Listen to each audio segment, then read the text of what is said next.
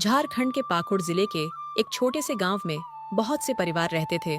कुछ ऐसे जिनके आंगन में खुशियां खिलती थीं और कुछ ऐसे भी जिनके चूल्हे भी कभी कभी ही जलते थे। अमीर भी थे, गरीब भी। लेकिन उन सब में एक परिवार ऐसा भी था जिसकी गरीबी सबकी आंखों को नम कर दे। एक टूटी फूटी झोपड़ी, दीवारें मिट्टी की और छत बस नाम की। वो परिवार सिर्फ गरीब नहीं था, वो अत्यंत बेबस था। सुबह का समय है, करीम अपने घर में खाट के ऊपर बैठा हुआ है। तभी उनकी गुड़िया आती है। अब्बू, सब तो कुर्बानी के लिए गाय ले आए हैं, हम नहीं लाएंगे क्या? अब्बू, आप क्यों कुछ नहीं बोलते? सब लोग तो हर साल कुर्बानी करते हैं और गोश्त खाते हैं, लेकिन हम लोग तो खा ही नहीं पाते। इस बार आप भी एक कुर्बानी दीजिए ना। हाँ बेटी, इंशाल्लाह इस बार जरूर देंगे। पिछले साल भी नहीं दिए थे। इस बार कुर्बानी की ईद पर मेरी गुड़िया भी गोश्त खाएगी, खूब खाएगी। तू चिंता मत कर मेरी बेटी। सच में अब्बू, इस बार आप कुर्बानी दोगे? मेरी प्यारी छोटी माँ, सच में कह रहा हूँ, उदास मत हो जा, जरा खेल के आ।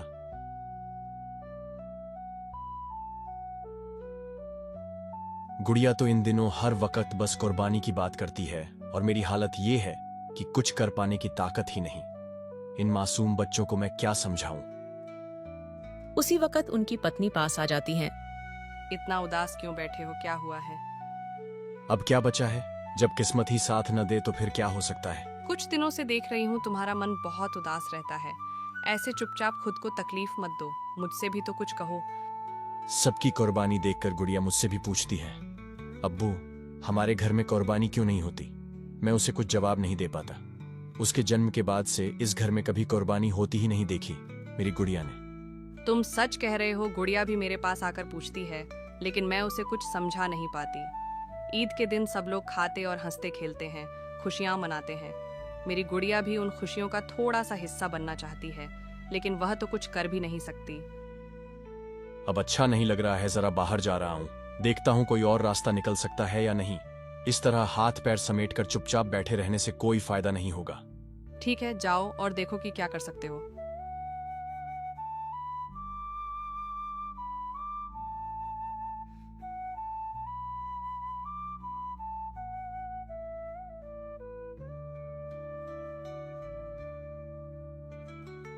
करीम भाई, इतना गंभीर चेहरा बनाकर कहां भागे जा रहे हो?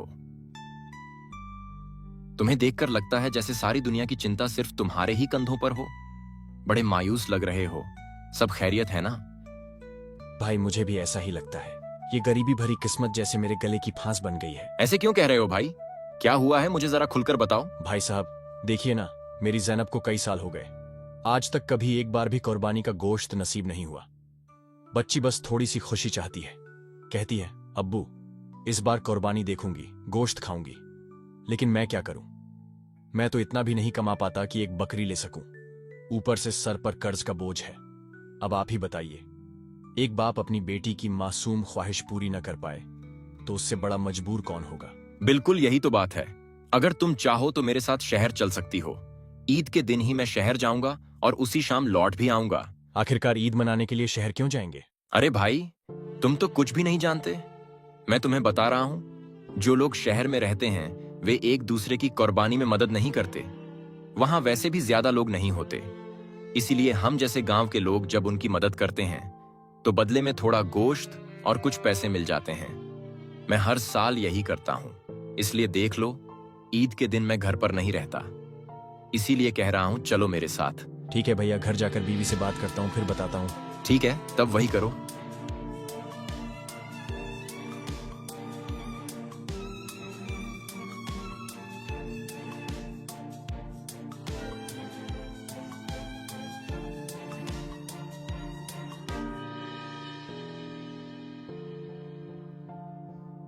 अभी तो गए थे, फिर इतनी जल्दी वापस भी आ गए। रास्ते में रहीम भाई से मुलाकात हुई।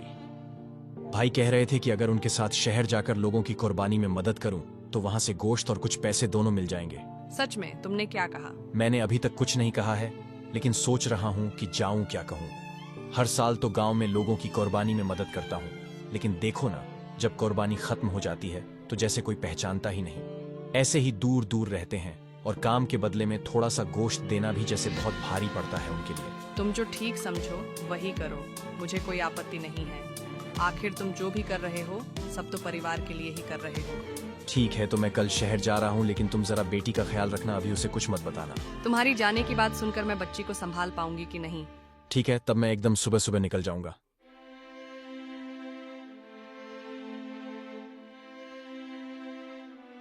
ईद की सुबह जब जैनब अभी सोकर नहीं उठी थी, तभी करीम रहीम के साथ शहर चला गया। अम्मी अब्बू नहीं दिख रहे हैं, वह कहाँ गए हैं? बेटी तू चिंता मत कर, तेरे अब्बू आ जाएंगे। अम्मी अब्बू तो हर साल ईद में हम लोग के साथ रहते हैं, इस साल क्यों नहीं? अम्मी सच में बोलो ना, अब्बू कहाँ गए हैं? नहीं बेटा, कोई पिता अपनी बेटी को नहीं भूलता। तुम्हारे अब्बू तो तुम्हारी मुस्कान के लिए ही शहर गए हैं। वो वहाँ जाकर लोगों की कुर्बानी में मदद करेंगे ताकि बदले में थोड़ा सा गोश्त मिल जाए, हमारे घर की हांडी में भी कुछ पक सके। अम्मी क्या सिर्फ थोड़ा सा गोश्त लाने के लिए अब्बू ईद पर हमारे साथ नहीं है? ऐसा गोश्त हमें नहीं चाहिए। अम्मी जिसके लिए अब्बू को हमसे दूर रहना पड़े, मैं तो अब्बू के बिना कुछ भी नहीं खाऊंगी। वो घर आ जाएं, बस मैं उन्हें देख लूं, उनकी आवाज सुन लूं, मैं बहुत खुश हो जाऊंगी। अम्मी मैं अल्लाह से दुआ करूंगी, अम्मी अब्बू को गोश्त नहीं, उनकी बेटी की याद वापस खींच लाए, वो जल्दी जल्दी घर आ जाएं। मैं बस उन्हें गले लगाना चाहती हूँ। जैनब ये बात कहकर रो पड़ती है। रो मत मेरी गुड़िया, तेरे अब्बू जल्दी आ जाएंगे। ये बात कहकर उनकी अम्मी उसे गले लगा लेती है। जानती हूँ बेटी, पर जब पेट में भूख हो और जेब में कुछ ना हो तो बाप को अपने बच्चों की खुशी के लिए बहुत दूर तक जाना पड़ता है। करीम भाई, हम लोग तो शहर आ चुके हैं, अगर समय मिलेगा ना तो 4-5 घर में कुर्बानी करेंगे। ठीक है भाईजान। आइए पहले नमाज पढ़ लें, फिर इंशाअल्लाह कुर्बानी अदा करेंगे। बिल्कुल सही फरमाया आपने। चलिए नमाज की फजीलत हासिल करते हैं, फिर कुर्बानी अदा करेंगे। इंशाअल्लाह सब कबूल हो।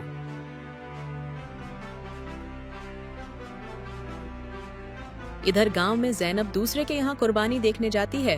अरे आज तुम्हारे घर से बहुत अच्छी खुशबू आ रही है, क्या पक रहा है? ओह, तुम्हें भी खुशबू आ गई? क्या बताऊं जैनब, हमारे घर में तो आज मटन बिरयानी, शामी कबाब और सीख कबाब बन रहे हैं।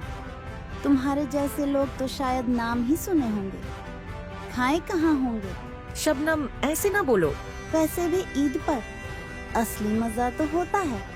कुर्बानी करने वालों के घर में खाली खुशबू से पेट तो नहीं भरता। तुम लोगों के बस की बात तो है ही नहीं कुर्बानी करना। ये बात जैनब के दिल को गहरे तक चुभ जाती है। वह चुपचाप उदासी के साए में डूबी घर की ओर लौट पड़ती है।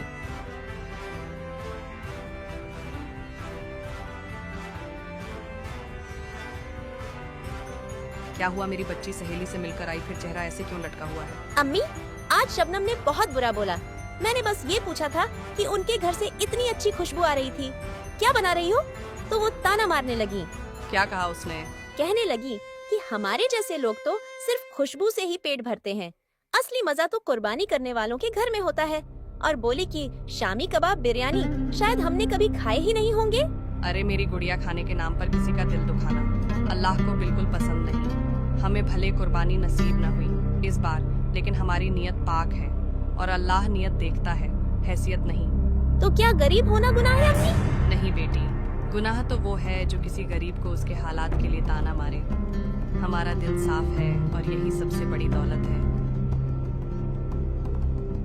कुर्बानी का मांस काटा जा चुका है, तभी भैया बुला लेते हैं। रहीम भाई, इस बार गोश्त कुछ कम हो गया, रिश्तेदारी में बांटने में ही पूरा निकल गया। आपकी मेहनत का बदला कुछ ज्यादा पैसे दे रहा हूँ, रख लीजिए। इस बार मांस नहीं दे पाया, लेकिन दिल से शुक्रिया है आपका। ठीक है भाईजान, खैर अल्लाह ने जो नसीब में लिखा है वही मिलेगा।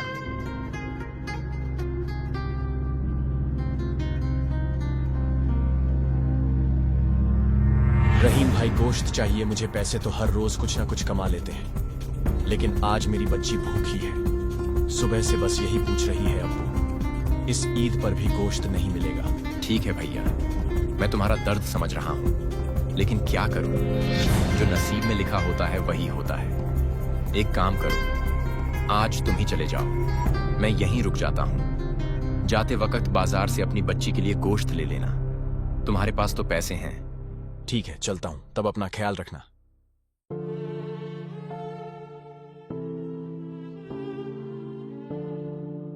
अरे देख रही हो ना तुम, हर साल वही हाल। जैनब को देखो, खुद तो कुर्बानी देती नहीं और दूसरों के घर गोश्त सूंघने चली आती है।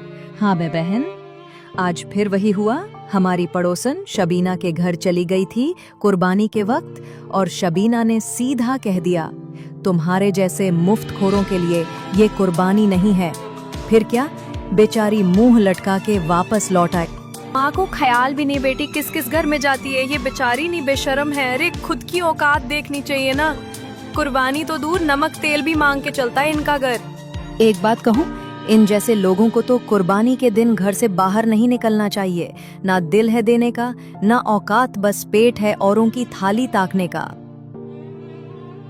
तेरे पास जितने भी पैसे हैं वे जल्दी निकलकर मेरे को दे दे, नहीं तो मैं तुझे मार डालूंगा। चल जो भी है निकाल दे, वरना ठीक नहीं होगा। मेरे पास ज्यादा कुछ नहीं है। मेरी एक छोटी सी बेटी है। आज कुर्बानी का दिन है, बस उसके लिए गोश्त लेने निकला था। कसम खुदा की, उसी की खुशी के लिए निकला हूँ। मुझ पर रहम करो भाई, जो थोड़े पैसे हैं उन्हीं से उसका चेहरा खिल जाएगा। मुझे छोड़ दो। लेकिन चोर मानते नहीं है, उसे पैसा छीन लेते हैं और बोलता है, और निकाल तभी दूसरा चोर बोलता है, छोड़ दे यार, इसके पास कुछ खास है भी नहीं, और देख इसकी आंखों में डर नहीं, बस बेटी का दर्द है। ये कहकर उसे छोड़ देते हैं।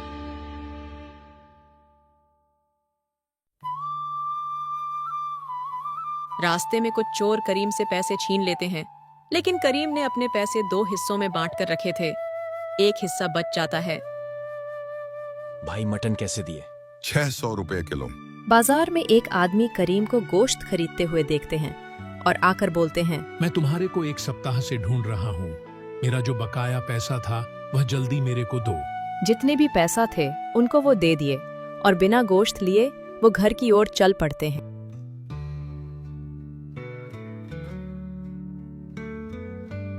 क्या हुआ, खाली हाथ लौटाए? करीम सारे घटना को व्यक्त करता है अपनी बीवी के पास। आप चिंता मत कीजिए, हम लोग फिर से मेहनत करेंगे इस साल। कुर्बानी नहीं हुआ तो क्या हुआ, हम लोग का दिल साफ और पाक है, इंशाल्लाह अगले साल करेंगे। अबू अब आ गए। मुझे गोश्त नहीं चाहिए, सिर्फ आपका प्यार चाहिए, वही काफी है मेरे लिए। चिंता मत कर मेरी गुड़िया, मैं तेरे लिए फिर से गोश्त लाऊंगा। अगली साल जरूर कुर्बानी करेंगे इंशाल्लाह। 1 साल बीत जाने के बाद जैनब की सहेली आती है कुर्बानी की गोश्त लेकर। तेरे बिना तो मुझे ईद में अच्छा नहीं लगता है जैनब, तू मेरे सबसे अच्छी दोस्त है। मुझे भी तुम्हारे बिना मन नहीं लगता है। यहाँ कहानी में जो दिखाया गया है, एक्चुअल में कुर्बानी ऐसे नहीं होते हैं। कुर्बानी सिर्फ एक जानवर को ज़बह करना नहीं है, ये एक दिल की हालत है, एक सच्चा पैगाम है अपने रब के लिए सब कुछ कुर्बान कर देने का। ये हजरत इब्राहीम अलैहिस्सलाम की वो याद है जब अल्लाह के हुक्म पर उन्होंने अपने सबसे प्यारे बेटे हजरत इस्माइल अलैहिस्सलाम को कुर्बान करने का इरादा कर लिया, सिर्फ इसलिए कि अल्लाह राजी हो जाए। उस वक्त अल्लाह ने इस्माइल अलैहिस्सलाम की जगह एक जानवर भेज दिया, और तभी से ये सुन्नत बनी कि जो दिल से अपने रब के लिए कुर्बान हो वही सच्चा मोमिन होता है। हम कुर्बानी करते हैं क्योंकि ये हमारे ईमान का इम्तिहान है। ये हमें सिखाता है कि दुनिया की कोई भी चीज, चाहे वो हमारी चाहत हो, आराम हो या माल दौलत, अल्लाह की रजा से बढ़कर नहीं है। कुर्बानी हमें सिखाती है कि त्याग और फिदा होना ही सच्ची बंदगी है। ये एक मौका है अपने नफ्स को कुर्बान करने का, अपने दिल को साफ करने का और अल्लाह के करीब जाने का। अल्लाह से कुर्बानी का गोश्त अल्लाह की नेमत है। इसे हमें 3 हिस्सों में बांटना चाहिए। एक हिस्सा अपने घर वालों के लिए, एक हिस्सा रिश्तेदारों और दोस्तों के लिए, और सबसे प्यारा हिस्सा गरीबों और भूखों के लिए, जिनकी आंखें इस दिन एक निवाले की उम्मीद में होती हैं। जब किसी गरीब के चूल्हे पर कुर्बानी का गोश्त पकता है तो वहाँ सिर्फ खाना नहीं, दुआओं की खुशबू भी उठती है, ताकि खुशियाँ सिर्फ हमारे घर तक सीमित न रहें, बल्कि हमारे गली, मोहल्ले और समाज में भी बांटी जा सकें। क्योंकि कुर्बानी सिर्फ जानवर काटने का नाम नहीं, बल्कि दिलों को जोड़ने का नाम है। कुर्बानी का असली मतलब ये नहीं कि सिर्फ जानवर काट दो। असल कुर्बानी वो है जब हम अपने घमंड, हसद और बुराई को काटें, जब हम किसी भूखे को खिलाएं, किसी दुखी के आंसू पोंछें और किसी बेसहारे को गले लगाएं। कुर्बानी एक एहसास है। गोश्त से पहले दिल बांटा जाता है, जहां दुआओं से पहले नीयत साफ की जाती है और जहां अल्लाह की रजा हर चीज से ऊपर रखी जाती है। कुर्बानी उन मुसलमानों पर वाजिब होती है जो 1. मुसलमान हो, 2. अक्लमंद समझदार हो, 3. बालिग बड़े हों, 4. मुकीम मुसाफिर ना हो यानी जो अपने शहर में हो, सफर में ना हो। 5 मालदार हो, यानी जिनके पास निसाब के बराबर माल या जरूरत से ज्यादा सामान हो। अगर किसी के पास 87-38 ग्राम सोना या 612-36 ग्राम चांदी के बराबर मालियत हो, या इतना कैश जेवर व्यापार का माल या जरूरत से ज्यादा सामान हो, तो उस पर कुर्बानी वाजिब हो जाती है। हर कहानी एक सबक होती है और हर सबक हमारी जिंदगी को थोड़ा बेहतर बनाता है। अगर आप भी चाहते हैं ऐसी कहानियाँ जो सिखाएं, रुलाएं और मुस्कान दे जाएं, हमारे चैनल पर हर वीडियो एक आईना है जो आपको खुद से, अपनी मिट्टी से और अपने संस्कारों से जोड़ता है। अगर दिल से कहानियाँ सुनते हो तो दिल से एक सब्सक्राइब रेशमी टून्स को जरूर करना।